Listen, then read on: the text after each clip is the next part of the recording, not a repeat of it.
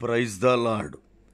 మహాఘనుడును పూజ్యుడునైన యేసుక్రీస్తు ప్రభువారి శ్రేష్టమైన పరిశుద్ధ నామమునకు స్తోత్రము కలుగునుగాక. ఆమేన్.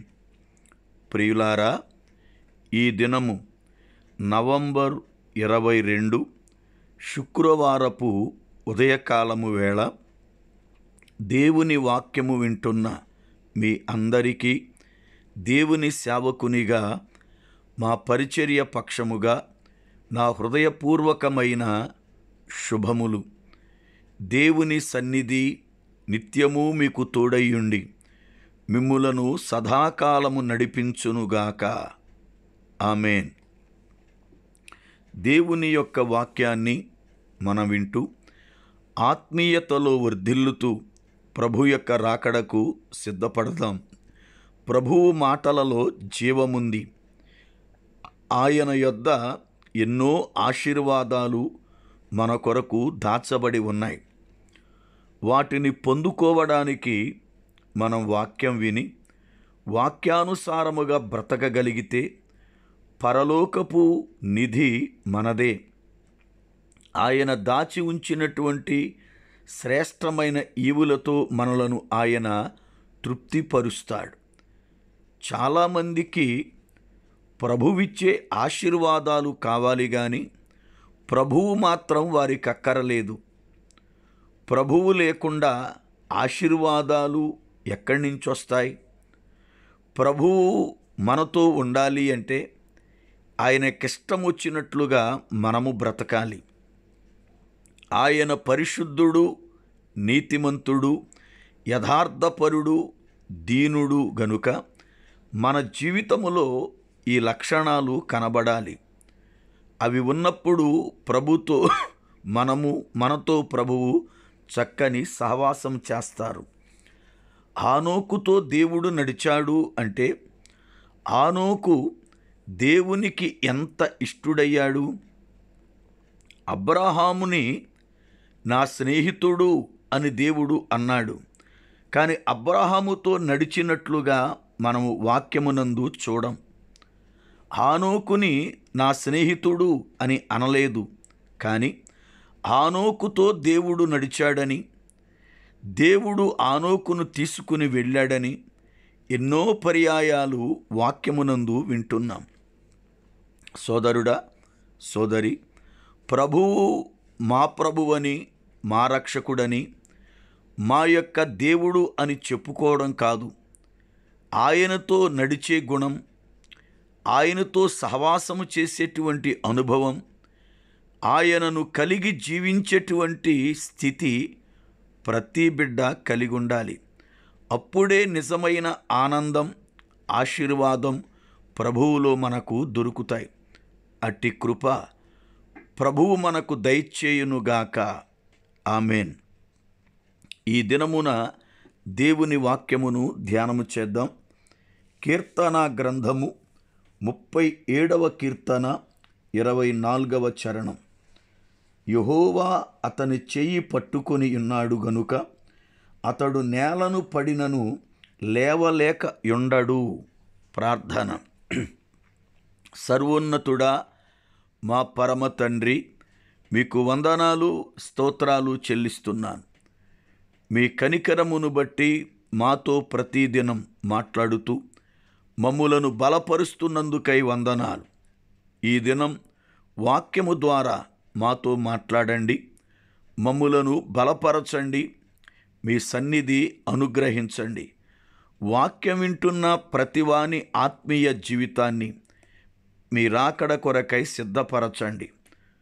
భౌతికముగా వారికున్న ప్రతి విధమైన అక్కరలు మీ చిత్తమును బట్టి తీర్చండి.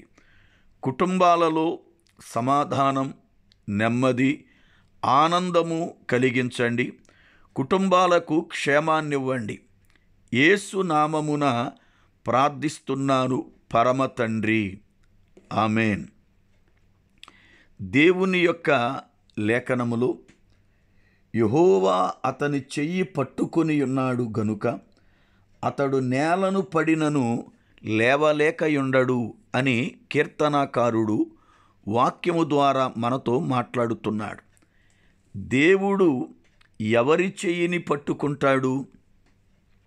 ఆయన పట్టుకున్న వ్యక్తి పడిపోయినా లేస్తాడు అని వాక్యము ద్వారా ధైర్యమని కలిగిస్తున్నాడు. అయితే దేవుడు ఒక వ్యక్తి చెయ్యి పట్టుకోవాలి అంటే ఆ వ్యక్తి పరిశుద్ధత కలిగిన వాడై ఉండాలి. కారణం, దేవుడు పరిశుద్ధుడు. ఆయన పరిశుద్ధుడు గనుక మన చెయ్యి ఆయన పట్టుకోవాలి అంటే మనము కూడా పరిశుద్ధులుగా మార్చబడాలి. కీర్తన గ్రంథం 22వ కీర్తన మొదటి చరణములో దావీదు మాట్లాడుతూ, దేవా నా దేవా నన్నేల చేయి విడిచితివి అని అడిగాడు. అంటే దావీదు చెయ్యిని దేవుడు విడిచిపెట్టాడు. కారణం, ఎప్పుడైతే దావీదు బత్షేబా విషయములో అపవిత్రుడయ్యాడో అపవిత్రుడైన దావీదు చేతిని వదిలిపెట్టాడు. లేకపోతే దావీదు యొక్క అపవిత్రత దేవునికి కూడా అంటుకుంటుంది. యేసు ప్రభువారు కూడా సిలువలో వేలాడుతున్నప్పుడు 4వ మాటగా ఏలీ ఏలీ లామా సబక్తాని అని పలికాడు. దాని అర్థం 22వ కీర్తన మొదటి చరణము యొక్క నెరవేర్పే. యేసు ప్రభువు వారిని ఈయన నా ప్రియకుమారుడు, ఈయన యందు నేను ఆనందిస్తున్నాను అన్న తండ్రి సిలువలో ఎందుకు చేయి విడిచాడు అంటే, సిలువపైకి వెళ్ళిన తరువాత సర్వలోక జనుల పాపమంతా ఆయన పైన మోపబడి ఆయన పాపిగా మారిపోయాడు. కొరింథీ 2వ పత్రిక 5వ అధ్యాయము 21వ వచనం.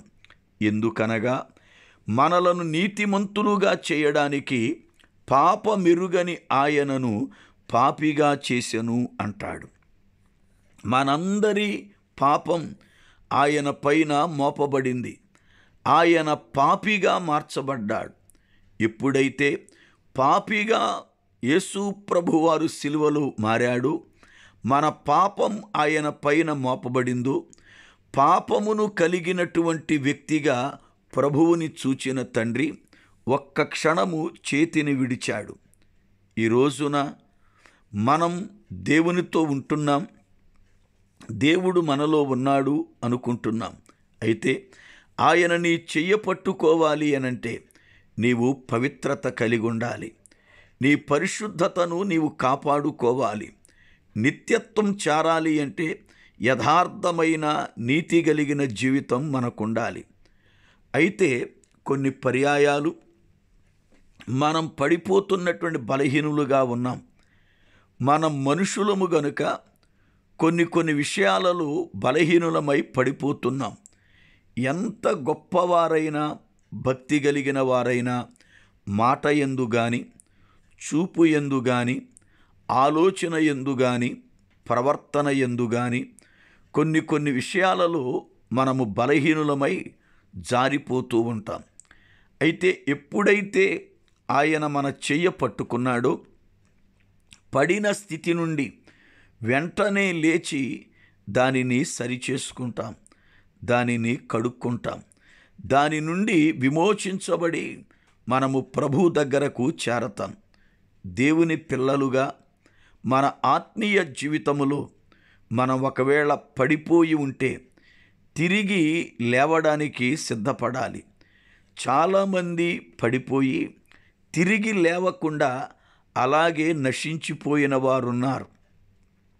ప్రభువు ఇర్మియా ప్రవక్త ద్వారా మాట్లాడుతూ, పడిపోయిన వారు లేవకుందురా, నా ప్రజలైన వారు నా యొద్దకు తిరిగి రాను అంటున్నారే అని బాధపడిన సందర్భముంది.